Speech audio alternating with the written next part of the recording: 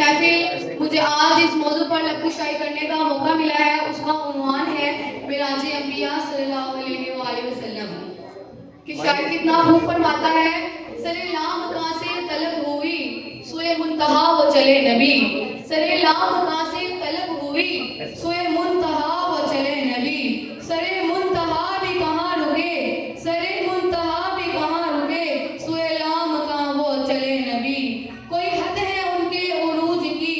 کوئی حد ہے ان کے عروج کی، بالغ العلا بے کمال ہی صلو علیہ وآلہ۔ سبحان اللہ، قرآن مجید میں بات واضح طور پر بتائی گئی ہے کہ نبی پاک صلی اللہ علیہ وآلہ وسلم کے علاوہ بھی دیگر انبیاء کرام علیہ السلام کو معراج سے نوازا گیا، مگر فرق یہ ہے کہ حضرت موسیٰ علیہ السلام کو کوہ طور پر بلایا گیا، یہ حضرت موسیٰ علیہ السلام کی معراج ہے۔ حضرت ادریس علیہ السلام کو جنت میں بلایا گیا، یہ حضرت ادریس علیہ السلام کی معراج ہے۔ سبحان اللہ، حضرت ابراہیم علیہ السلام کو تمام زمین و آسمان کی سیر کرائی گئی، یہ حضرت ابراہیم علیہ السلام کی معراج ہے۔ سبحان اللہ، اور میرے نبی پاک صلی اللہ علیہ وسلم کی معراج کچھ یوں ہے کہ میرے نبی پاک صلی اللہ علیہ وسلم نے زمین و آسمان سے اوپر مسجد اقصیٰ کو دیکھا، جلوہ اسماء صفات کو دیکھا، جمال قدرت کو دیکھا، جلوہ صفات کو دیکھا،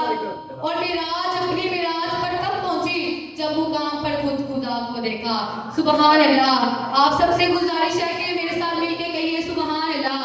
سبحان اللہ، سبحان اللہ۔ جب آپ صلی اللہ علیہ وآلہ وسلم